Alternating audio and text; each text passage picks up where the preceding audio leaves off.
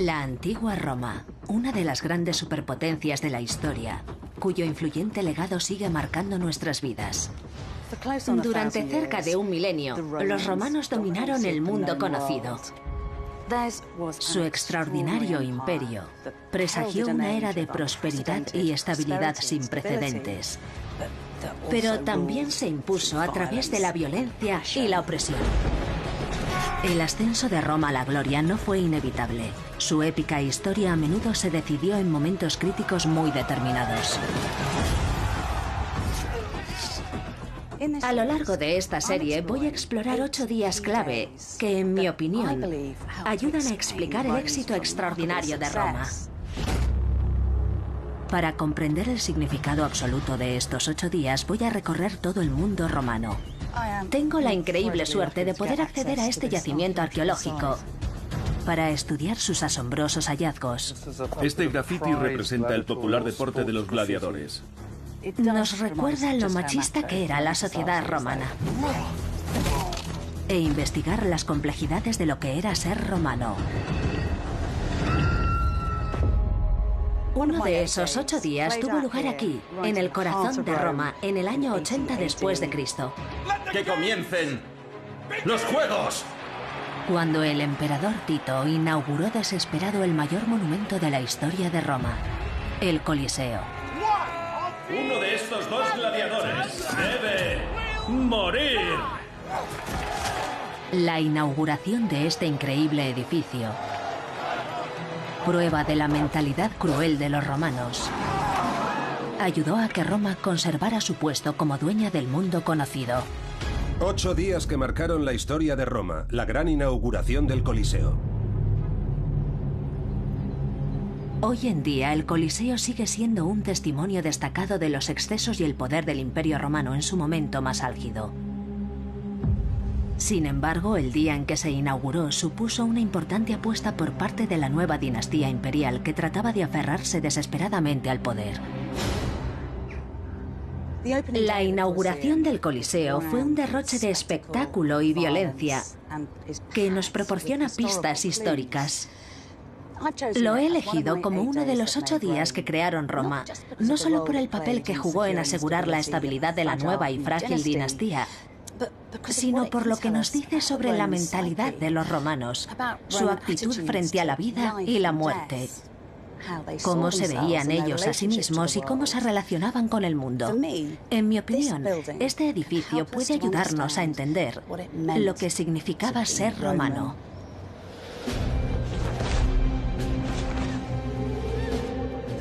Los romanos podían parecerse a nosotros. Eran educados, cultos, maestros de la manipulación política. Su tecnología fue precursora de la nuestra y su arte llena nuestros museos. Pero nada hace que nos resulten tan extraños o tan diferentes como las matanzas de animales y personas en un anfiteatro por entretenimiento. El significado de aquella sangrienta inauguración debió sentirla de forma más aguda un hombre.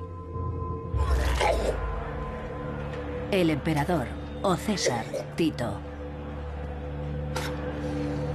Deseaba asegurar el imperio no solo para él, sino para su dinastía, la dinastía Flavia, incluyendo a su ambicioso hermano menor, Domiciano, que lo sucedería. ¿Nervioso, hermano? He debido comer algo que me ha caído mal. Seguro que nadie se atreve a caerte mal, César. Lamento que nuestro padre no viva para ver el día de hoy. Quizás sea una suerte que se haya librado. ¿Qué quieres decir? Quiero decir que eres tú, César, quien se enfrentará a las consecuencias de la locura del viejo, o quien cosechará la recompensa de su extraordinaria visión. Tito y Domiciano fueron los beneficiarios del atrevido golpe de estado de su padre, Vespasiano. Aquel día tenían la oportunidad de asegurar su legado, que se inició al asumir el gobierno del imperio más grande del mundo en el año 69 después de Cristo y convertirse en el 9º emperador de Roma. Roma había sido gobernada por una gran dinastía desde el año 31 a.C., cuando Augusto se convirtió en su primer emperador. ¿Acaso no seguimos en pie? Aquello marcó la llegada de la dinastía Julio-Claudia. Sin embargo, los excesos del quinto emperador de la dinastía, Nerón, trajeron consigo el desprestigio del imperio. ¿Qué final es este para un emperador de Roma? Cuando murió en el año 68 después de Cristo, la dinastía Julio-Claudia murió con él, dejando el imperio sumido en el caos. La guerra civil subsiguiente causó miles de muertos.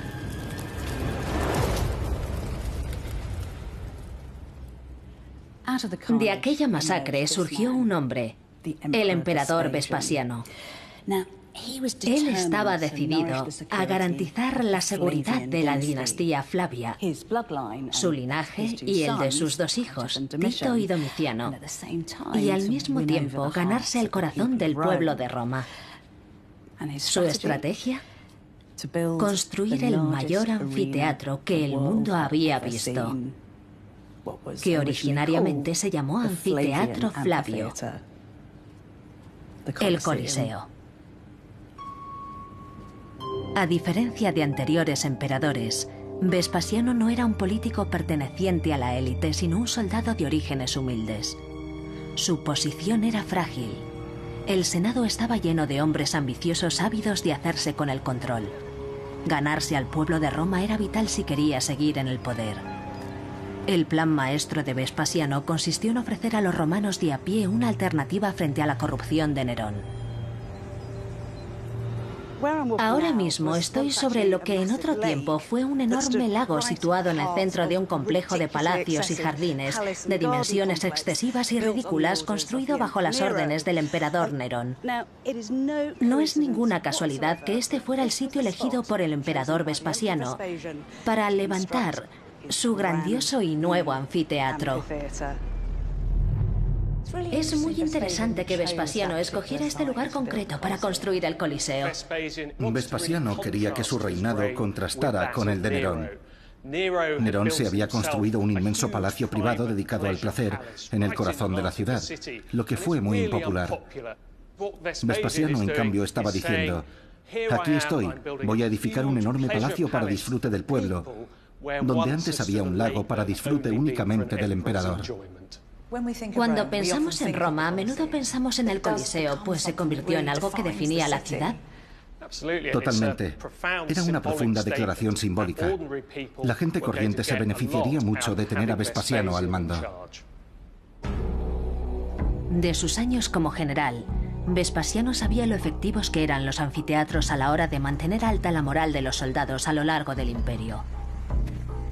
La sangrienta y brutal celebración de lo que llamaban virtus, una especie de virilidad machista, estaba grabada en la mente de todo romano. Vespasiano aprovechó este concepto para unir al pueblo de Roma, al construir el anfiteatro más grande del mundo. Mientras avanzaba la construcción del anfiteatro Flavio, los romanos debieron preguntarse si Vespasiano sería capaz de cumplir su promesa. El edificio con el tiempo sería conocido como el Coliseo, por Colossus, una gigantesca estatua de Nerón que entonces se encontraba cerca. Construir el Coliseo había llevado 10 años, pero en el año 79 después de Cristo, el emperador Vespasiano murió dejando inacabado su gran proyecto. Un año después, el día de su gran inauguración, fue su hijo mayor, Tito, quien tuvo que demostrar al pueblo de Roma que todo eso había valido la espera.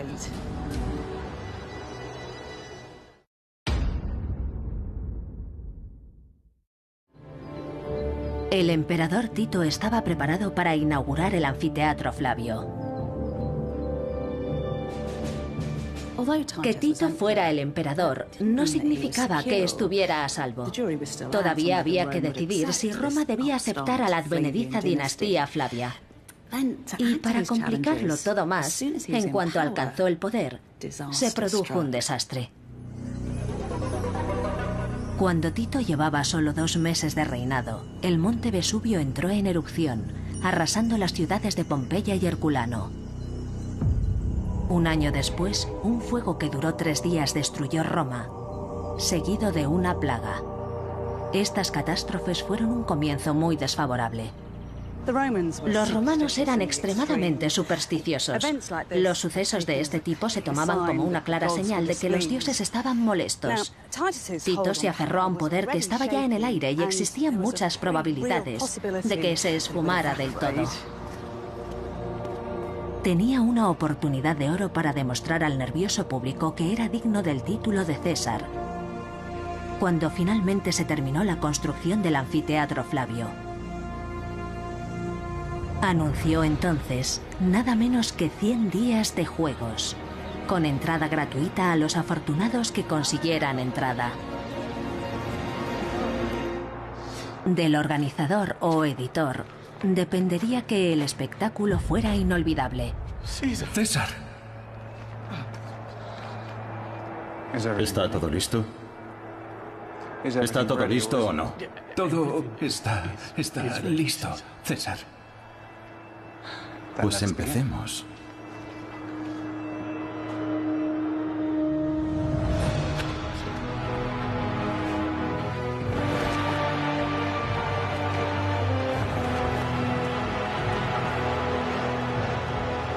El día de la inauguración, a principios de verano del año 80 después de Cristo, la apuesta no habría podido ser más alta. Parecen bastante contentos. De momento. Quieren sangre. Sangre, sangre y más sangre. Es lo que les estoy ofreciendo, hermano. Ciudadanos de Roma, bienvenidos al primero de los 100 días de celebración de la gloria del imperio. Que comiencen los juegos.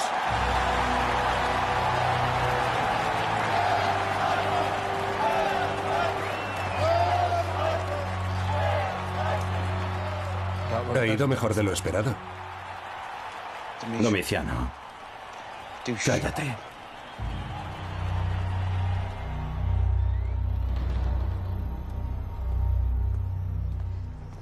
Nunca deja de impresionarme lo inmenso que es este sitio.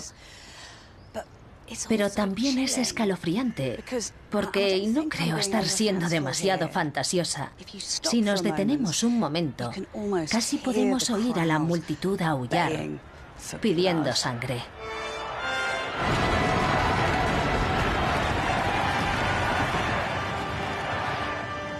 ¡Salí! ¡Vamos, vamos, vamos, vamos!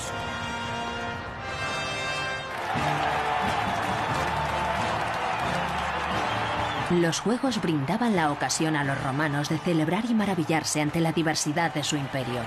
Estaban los cazadores o venatores de Etiopía,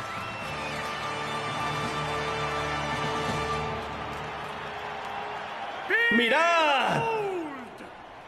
De África os presento a una bestia como nunca habéis conocido en vuestra vida.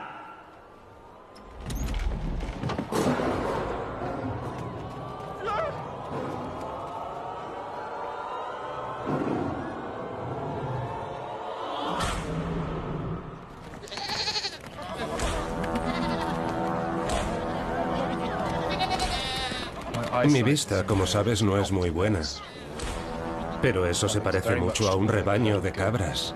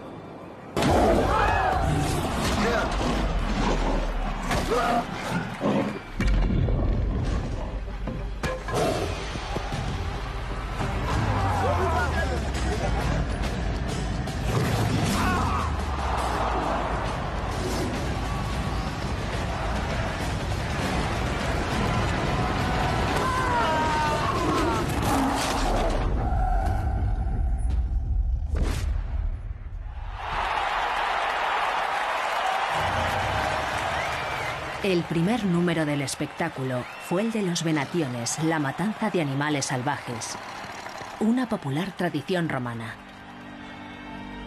Al expandirse el imperio, a los romanos les fascinaron los animales exóticos que descubrieron. Cazar y transportar animales para usarlos en las venationes se convirtió en una industria a lo largo del imperio, hecho que fue posible gracias a su capacidad de conectar ciudades, de lugares tan lejanos como Escocia hasta Gerasa, en Jordania. Hacía falta un operativo tan grande que hasta el ejército participaba. Los animales eran recogidos en ciudades concurridas como esta, enjaulados y exportados a través de vías de agua y del sistema intercontinental de carreteras que los romanos habían construido con sumo cuidado y habilidad. Tal fue el impacto del apetito romano por aquellos animales, que muchas especies fueron sencillamente exterminadas en el imperio. Ya lo dijo el escritor Petronio: las bestias salvajes han de buscarse en las selvas a un alto precio. Extrañas y voraces criaturas son cargadas en la flota, y el fiero tigre es transportado a un palacio dorado para que se beba la sangre de hombres mientras la multitud aplaude. Las venationes no eran solo una forma de demostrar el dominio de Roma sobre el mundo natural. También eran utilizadas por los ricos para hacer alarde de su poder. Este mosaico decoró en un principio la enorme villa de un hombre acaudalado del norte de África y narra cómo la gente usaba las venationes para presumir. Es básicamente como un guión gráfico. Vemos 4 leopardos enfrentados en los juegos a 4 cazadores. Vemos que han sido atacados y están chorreando sangre. Como los animales han quedado heridos, su dueño pide dinero como indemnización. Y el hombre que ha organizado los juegos, Magerius, lo complace. Aquí en medio podemos ver a una persona que lleva una bandeja con dinero. Cada una de esas bolsas de monedas contiene 1000 denarios. Es una enorme suma de dinero. Equivaldría a $250,000 de libras en la actualidad. Y el texto en el centro transmite el mensaje: esto es lo que es ser rico.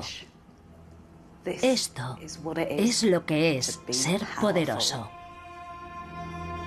En el Coliseo, Tito llevó el concepto a su máximo exponente, en su afán por impresionar al pueblo con su riqueza y poderío. Pero las venationes no eran solo para presumir. Las cacerías de animales que tenían lugar en anfiteatros y coliseos de todo el imperio recordaban a la población local que los romanos gobernaban el mundo con absoluta fiereza. Las cacerías de bestias en Roma eran una forma de compartir el exotismo del imperio con la madre patria. Los romanos decían: con poder y fuerza hemos conquistado un mundo conocido lleno de seres salvajes y maravillosos. Gocemos de nuestra gloria. Tito César trajo animales exóticos de rincones distantes del imperio para ser sacrificados. Dicen que 5000 bestias cayeron solo el primer día. ¿Está avanzando todo a tu gusto, César? Nos habías preocupado con esas cabras. Formaba parte del plan, César. No necesito recordarte lo que está en juego. Lo que mi querido hermano quiere decir es que como lo eches a perder, hará que los gladiadores afilen sus espadas en tu cráneo. Entendido. Los juegos estaban costando una fortuna. Además de que para empezar hubo que financiar la construcción del Coliseo. Cuando el padre de Tito, Vespasiano, llegó al poder, heredó un imperio casi en bancarrota debido a los excesos de Nerón. ¿Cómo pudo pagar todo aquello? Un hallazgo en 2001 desveló lo orgullosa que estaba la dinastía Flavia de cómo había sufragado su construcción. Esta piedra con una inscripción estaba montada en el exterior del Coliseo. Las letras que están viendo fueron talladas alrededor de 400 años antes de que el edificio estuviera terminado. Puede leerse que un senador llamado Lampaudio dio dinero para que el Coliseo fuera restaurado cuando éste sufrió desperfectos. Pero luego los arqueólogos se fijaron en estos agujeritos y comprendieron que antes ahí había letras de bronce fijadas a la piedra. Si unimos los puntitos, lo que pone es: el emperador César Vespasiano Augusto construyó este nuevo anfiteatro con el botín de guerra. Los romanos anunciaban con descaro que el Coliseo había sido construido con dinero saqueado en el extranjero, dinero sucio. Gran parte de aquel dinero procedía de una ciudad en concreto. A solo un tiro de piedra del Coliseo está este espectacular Arco de la Victoria, el Arco de Tito. Cuando Vespasiano fue nombrado emperador, su hijo Tito se encontraba en Judea. Sofocaba la revuelta judía con absoluto ensañamiento y había sitiado la ciudad de Jerusalén. El saqueo de Jerusalén pasó a la historia como uno de los relatos de terror de la humanidad, tanto por las dimensiones de la matanza como por la destrucción del Sagrado Templo. Ahí está Tito, coronado por la diosa de la victoria, y ahí su séquito cargado con el botín, incluido el apreciado menorá, el candelabro sagrado de 7 brazos, que según se decía trajo Moisés de Egipto hasta su definitivo lugar de descanso, en el Templo de Jerusalén. El Arco de Tito refleja algo estremecedor sobre la mente de los romanos: que a la dinastía Flavia le entusiasmaba utilizar las ganancias de la matanza de los judíos para financiar la construcción de un gigantesco anfiteatro. Para los romanos, la suya era la única civilización a tener en cuenta. Ahora, el día de la inauguración, el público decidiría si Tito había empleado el botín de los judíos lo bastante bien como para salvar su problemático gobierno.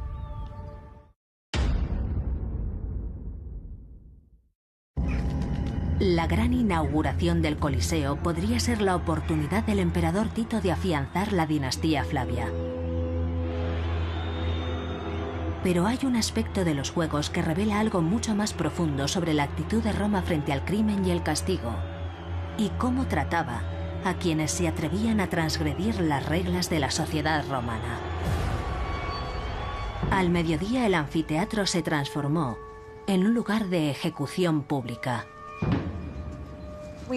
Todos sabemos que en algunas partes del mundo y en oscuros recovecos de Internet, las ejecuciones atraen a miles de espectadores. Pero lo que los romanos hicieron aquí fue elaborado y repulsivo. Convirtieron las ejecuciones en una especie de cine snuff. Tomaron un conocido mito griego, parte de su herencia compartida, y le dieron un giro macabro. La gente disfrutaba viendo aquellos siniestros espectáculos. ¿Qué clase de bestia es esa? Ese, mi señor, es Acteón el cazador, que al ver a Diana bañándose se dejó llevar por la lujuria y como castigo fue transformado en un ciervo. Ese mercader ha deshonrado a la joven hija de su vecino. Y así el cazador se convierte en presa.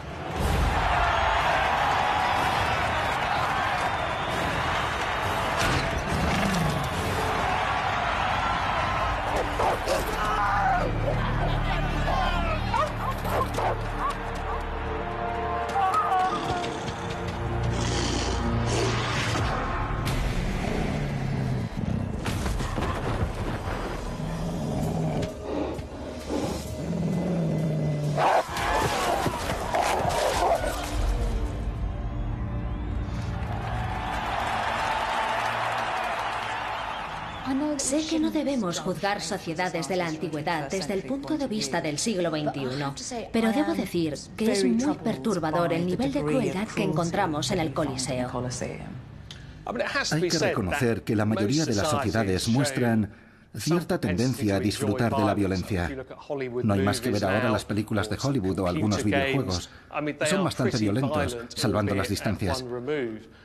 En parte creo que los romanos mostraban un interés humano casi instintivo por la violencia. Pero creo que hay algo más. Lo que realmente querían demostrar era que Roma podía decidir sobre la vida o la muerte de los transgresores, los intrusos, las personas a las que había conquistado. De alguna forma, esa clase de violenta ejecución era un medio de los romanos para unirse como grupo, celebrar el ser romanos y rendir homenaje a la ley y el orden. El Coliseo no era solo entretenimiento. Tito publicitaba la ley y el orden como nunca se había hecho. La distribución de los asientos incluso había sido diseñada para mostrar a los espectadores el lugar al que pertenecían dentro de la jerarquía de Roma. Empezando por el propio emperador, la colocación del público era una representación de la sociedad romana. El emperador Tito y su familia, incluido su hermano menor Domiciano, se sentaban en el palco imperial que probablemente estaría ahí. Luego, en radios a partir de aquí, los influyentes senadores y patricios en el primer nivel, los équites o caballeros en el segundo. Aquí arriba, separados de los más importantes, los ciudadanos de alto estatus, estaba la plebe, la gente corriente. Los más pobres ocupaban los peores asientos atrás del todo. Pero la cosa no se quedaba ahí. Detrás de la plebe estaban las mujeres, ricas y pobres. Roma era una sociedad patriarcal y se esperaba que las mujeres se quedaran en casa y se ocuparan de las labores domésticas. Su asistencia a los juegos no se veía con buenos ojos. La perfecta mujer romana debía ser modesta y casta, cualidades muy diferentes de las más valoradas en el hombre romano ideal, que debía ser viril y heroico. El principal número de aquel día fue un homenaje único a esa virilidad romana. En el Coliseo, el éxito de la inauguración lo decidirían los favoritos del pueblo, el plato fuerte de los juegos, los gladiadores.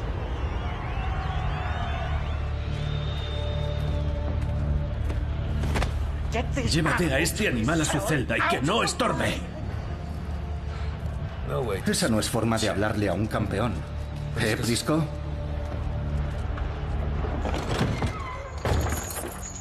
Gracias al célebre poeta marcial que presenció los juegos, sabemos que dos de los gladiadores que lucharon entre sí se llamaban Vero y Prisco.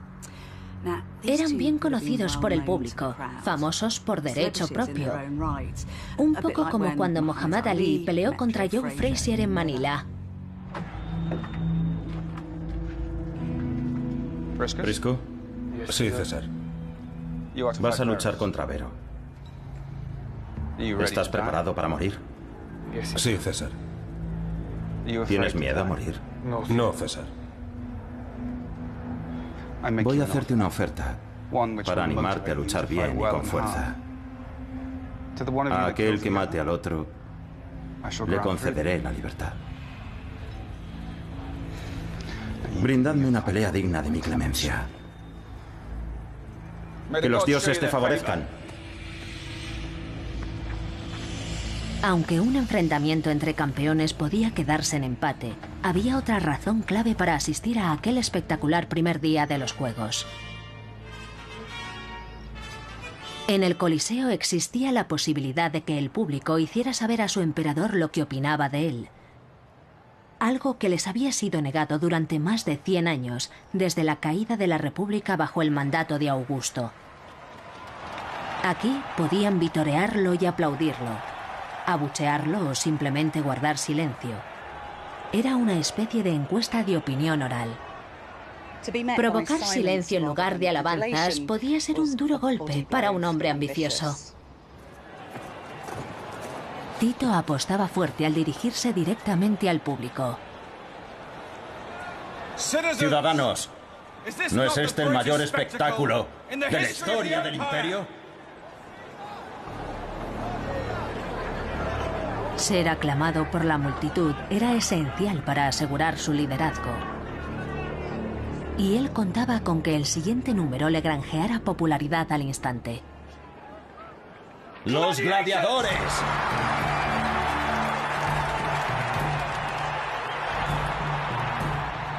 Por fin.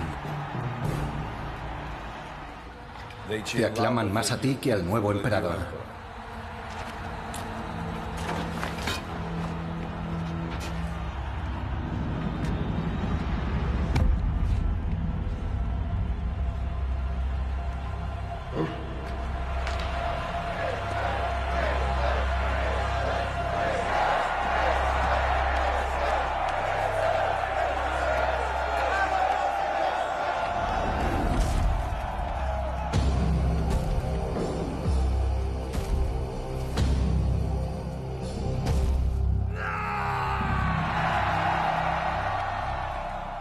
Parece que en el mundo moderno nos obsesionan los gladiadores y creemos que lo mismo les ocurría a los romanos. La idea de la virtus, un buen gladiador era símbolo de ello.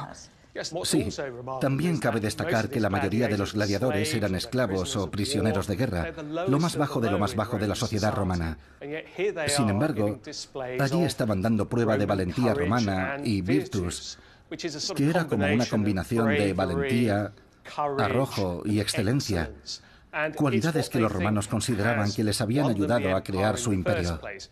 Supongo que eso era muy importante, no era solo sed de sangre como creemos. Desde luego. Por supuesto, en la época del emperador Tito, había muy pocos romanos que hubieran estado en un campo de batalla, pero querían ver una versión de aquellos valores tradicionales en un entorno moderno.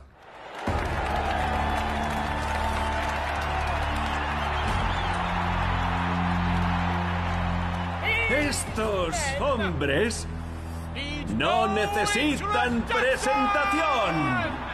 Pero los va a presentar de todos modos. Apuesto por el grandullón. Esperemos que no acaben demasiado pronto. A mi izquierda, la fuerza bruta. El duro, rudo y despiadado Vero.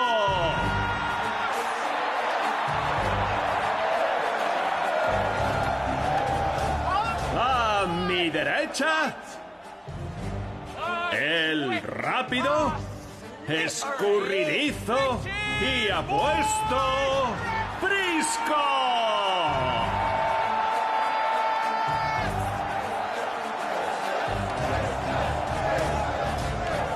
Por orden del emperador, uno de estos dos gladiadores debe morir. ¡Que empiece el combate! Tito confiaba en que la gran final de la inauguración pasara a la historia.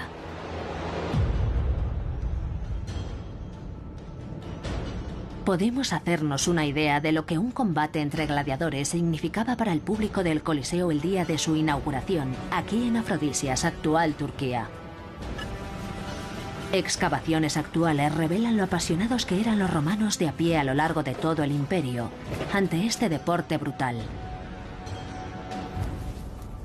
Escondida tras las murallas de la ciudad, un ciudadano nos dejó una pista hace cerca de 2000 años.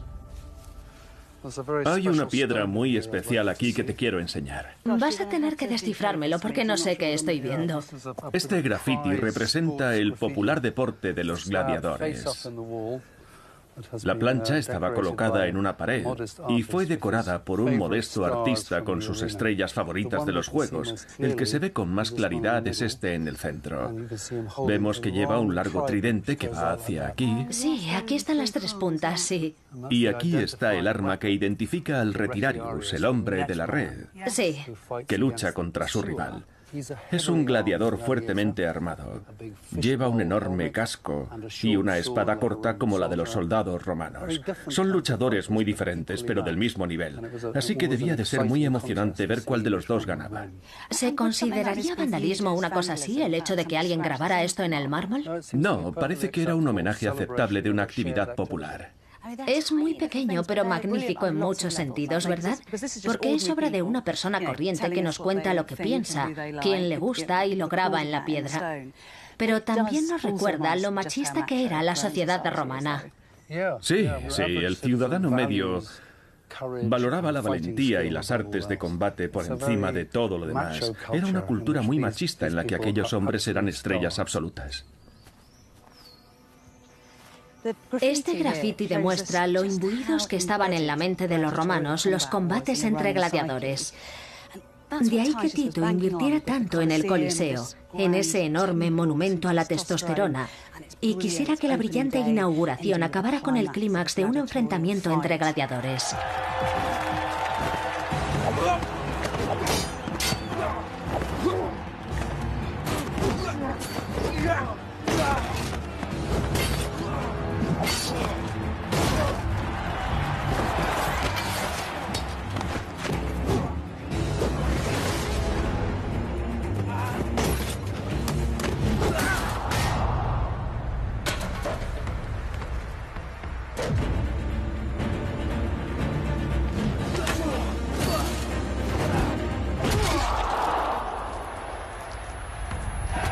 El poeta marcial escribió que Vero y Prisco estaban en igualdad de condiciones y lucharon con idéntica determinación. Ninguno de ellos mostraría la señal de rendición, levantar un único dedo.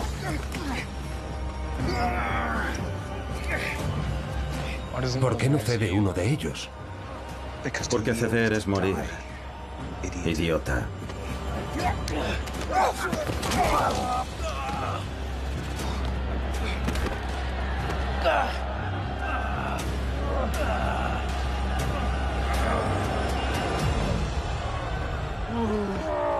Ambos se están rindiendo al mismo tiempo. Estás tan ciego como Tiresias. No, mira. ¡Qué dilema! Supongo que tendrán que morir los dos. Asombroso. Gracias a la poesía de Marcial, sabemos que el día de la inauguración del Coliseo, hace casi 2000 años, el combate entre los gladiadores Prisco y Vero acabó en empate. ¿Qué harás? Se le había privado al público la ocasión de ver la muerte en acción. Tito debía pensar con rapidez alguna forma de apaciguarlo, o se vería frente a un motín. Te dije que querían sangre.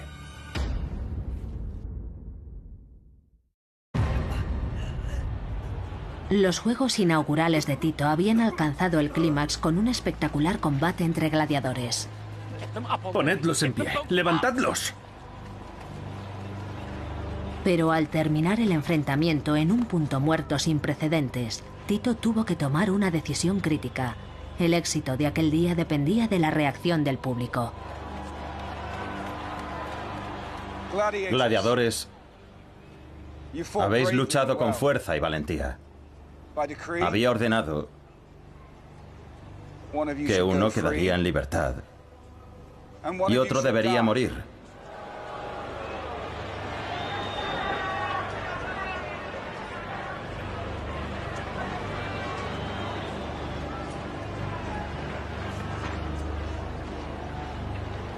Pero después de presenciar vuestra bravura y entrega, he decidido premiaros a los dos con estas ramas.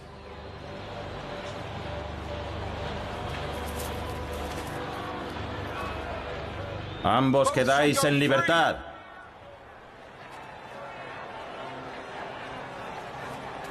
Por orden de César,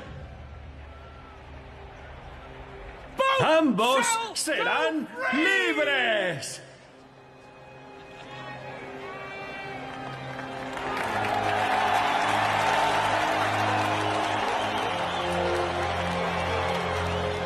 Ambos quedan en libertad.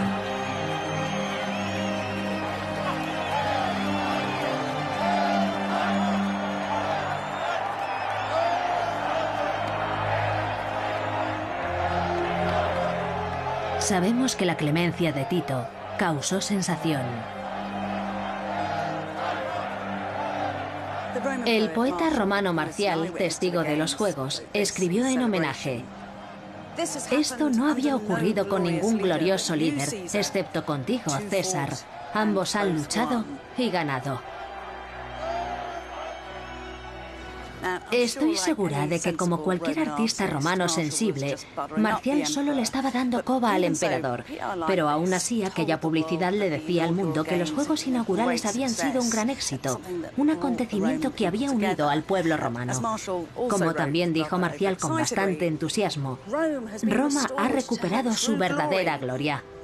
Y bajo tu mandato, César, las delicias que antes pertenecían a un amo, pertenecen ahora al pueblo. Los 100 días de Juegos Inaugurales de Tito tuvieron un enorme éxito y cimentaron su posición a ojos del pueblo. Su futuro estaba asegurado. Pero Tito no disfrutó durante mucho tiempo de la recompensa de sus logros y los de su padre. Alrededor de 18 meses después de la inauguración, murió por una repentina enfermedad. El hermano de Tito, Domiciano, lo sucedió como emperador. No obstante, a diferencia de Tito, Domiciano no logró ganarse el favor del pueblo, y en el año 96 después de Cristo fue asesinado. Su muerte marcó el final de la segunda dinastía imperial de Roma, la dinastía Flavia.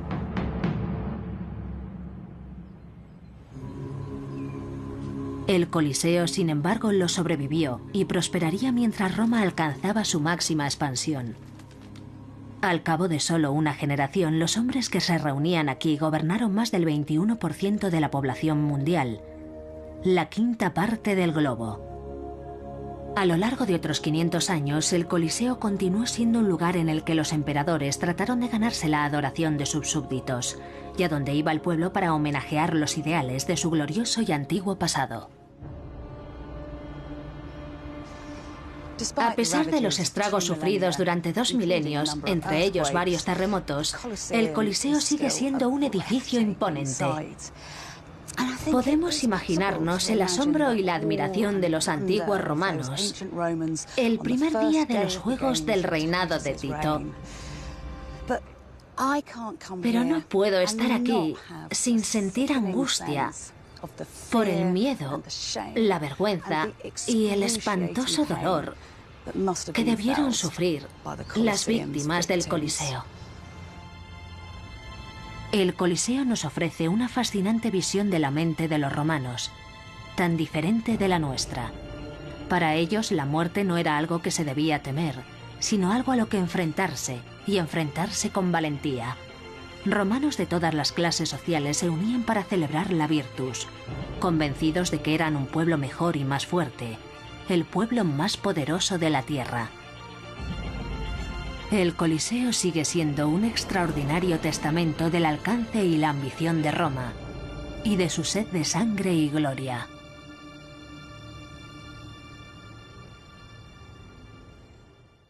En el próximo episodio, el día en que el primer emperador cristiano de Roma, Constantino, hizo las paces con su violento pasado. ¿De verdad puedo ser perdonado? Y funda la nueva Roma, la ciudad que perduraría 1000 años. Ahora recibo la luz divina.